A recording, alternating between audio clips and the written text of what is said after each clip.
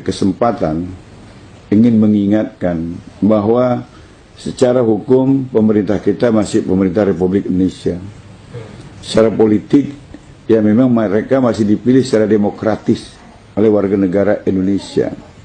Tapi secara sosiologis ada impossible hand yang mengendalikan jalannya pemerintahan dan kekuasaan politik di Republik ini. Ya, kita nggak tahu apa itu, tapi yang kita khawatir adalah munculnya kembali tanda-tanda kebangkitan PKI. Saya guru sejarah 12 tahun. Ya, penatar P4 saya 10 tahun. Saya peserta terbaik 1 penataran P4 tingkat nasional angkatan kelima di Sumatera Utara. Saya terbaik 1. Kenapa? Karena saya bisa menjelaskan Pancasila itu dengan data sejarah. Nah, kenapa saya yang khawatir adalah kebangkitan PKI? Begini, dulu ketika PKI akan bangkit, kondisi yang terjadi sama seperti sekarang. Harga-harga kebutuhan begitu mahal. Dan kesempatan bekerja begitu sulit. Apa yang terjadi kalau kerja sulit, kebutuhan mahal? Orang nekat, orang galau. Situasi ini sangat subur untuk diprovokasi ke arah kepentingan sang provokator. Ya, jadi waktu tahun 64 menjelang 65 seperti ini. Sekarang juga berulang. Saya khawatir ini dilakukan oleh kelompok yang sama, PKI. Karena orang yang kesulitan, orang galau itu sulit untuk disatukan. Seperti daun kering, nggak bisa diikat. Yang susah, yang paling mudah dibakar, diprovokasi. Nah, ini kondisi yang memang mereka ciptakan. Jadi penguasaan ekonomi di segala sektor. Kita terkejut ketika Bank Dunia mengeluarkan data. Perekonomian Indonesia hari ini hanya berada di tangan 10 jari dari 2 tangan manusia. Jadi mungkin 9 naga tambah 1, kita nggak tahu. Seperti itu. Nah, ini kan mereka bisa men-setting apa saja. Mereka bisa men-setting apa saja. Lapangan pekerjaan kasih sama siapa, mereka bisa. Sekarang dikasih sama imigran-imigran Tiongkok. Legal maupun yang ilegal. Dulu sih boleh kasih pekerjaan sama orang asing. Tapi dalam mereka transfer teknologi. Sekarang pekerjaan kasar yang cuma bisa dikerjakan oleh bangsa kita yang nggak sekolah itu pun mereka ambil alih. Akhirnya bangsa kita kehilangan lapangan pekerjaan. Maka saya dukung statementnya Fahri Hamzah. Bangsa kita sampai ngemis-ngemis jadi babu ke negeri lain, sementara lapangan pekerjaan di dalam negeri dikasihkan kepada orang-orang Tiongkok. Ketika Menteri Tenaga Kerja kemudian menyerang Fahri, saya balik menyerang Menteri Tenaga. Anda nggak paham jadi Menteri Tenaga Kerja. Anda mau ambil sisi negatifnya saja. Ambil kontennya. Ya, proteksilah lapangan pekerjaan dalam negeri, kasih keluarga kita biar tidak jadi TKI, TKW. Anda kok malah marah? Memang ada menteri yang bodoh, saya bilang. Nah, itu sudah terjadi ya. Kesulitan pekerjaan dan mahalnya harga barang. PKI dulu bangkit dalam situasi seperti ini. Kenapa? Rakyat mudah diprovokasi. Yang kedua, ciri kebangkitan PKI tahun 65 itu adalah kriminalisasi ulama dan tokoh bangsa. Lagi-lagi supaya masyarakat kehilangan arah. Nggak ada panutan.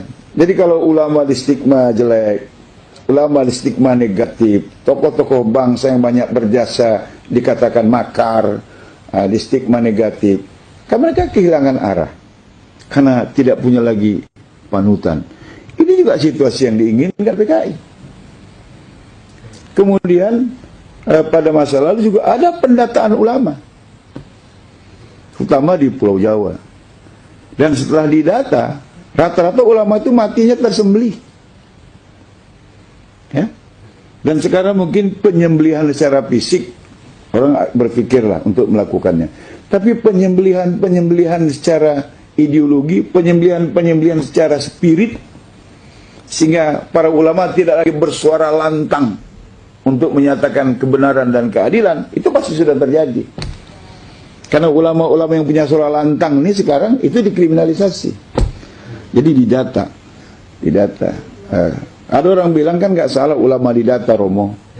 untuk meningkatkan kualitas. Ya benar, kalau yang mendata majelis ulama. Kalau yang mendata polisi, masa iya diajari nembak ulama itu, saya bilang. Diajari nangkap orang. Ya tujuannya impossible hand. Dan ini pernah terjadi di masa kebangkitan PKI tahun 65. Kemudian yang keempat, ada pemberangusan ideologi Islam. Ya, kita ingat dulu dalam sejarah, karena saya guru sejarah, pernah menceritakan ini kepada mahasiswa saya, kepada murid saya. Seorang guru masuk ke dalam kelas, menyuruh murid-muridnya pinjam mata, menadahkan tangan. Ibu guru kasih kami pensil. Maka anak-anak itu melakukannya. Ibu guru kasih kami pensil. Gurunya bagi-bagi pensil. Udah, buka mata katanya. Buka mata. Ada pensilnya? Ada. Berarti ibu guru ada. Betul anak-anak? Betul. Sekarang pensilnya taruh lagi di laci. Tadahkan tangan lagi, biar dapat pensil lagi. Mintanya sama Allah katanya. Pejam mata, ya Allah kasih kami pensil. Anak-anak bilang, ya Allah kasih kami pensil. Nggak ada tuh pensilnya. Ada pensilnya anak-anak? Nggak ada. Berarti Tuhan nggak ada. Gitu. Dan itu udah terjadi lagi. Kan ada di YouTube.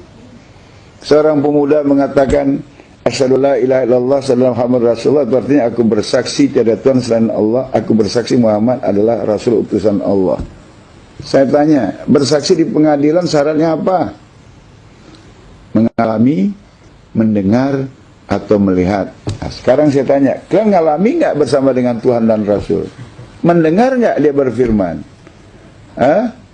Enggak kan? Mengetahui nggak? Enggak.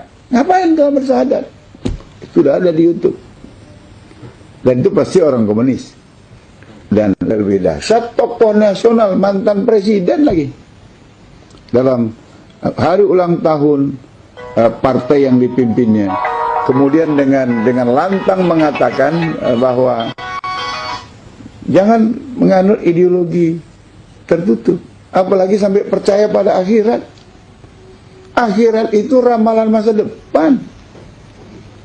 Pertanyaannya, apa udah ada orang yang pulang dari akhirat? Begitu? Kan sama ini. Pemberangusan. Ya, pemberangusan ideologi keislaman. Baru dituduh intoleran, baru dituduh ideologi tertutup, dan lain sebagainya. Itu sudah terjadi. Kemudian yang kelima, mata uang Republik tahun 64 itu lambangnya Palu Arit.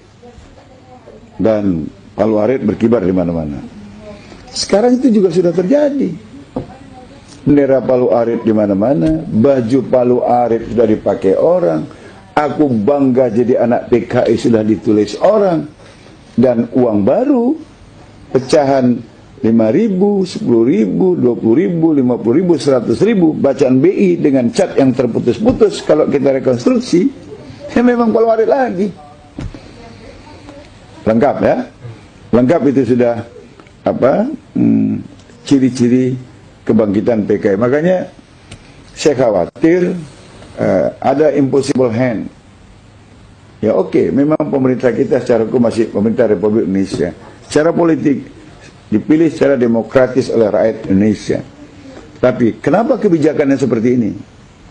Saya khawatir ada kekuatan lain yang paling saya khawatirkan adalah impossible hand itu adalah PKI, karena ciri-cirinya udah sama dengan ciri kebangkitan PKI tahun 65 yang lalu. Dan ini patut diwaspadai oleh semua pihak, semua agama, karena kalau PKI berkuasa, bukan cuma umat Islam yang dihabis, tapi semua mereka yang yakin kepada Tuhan itu.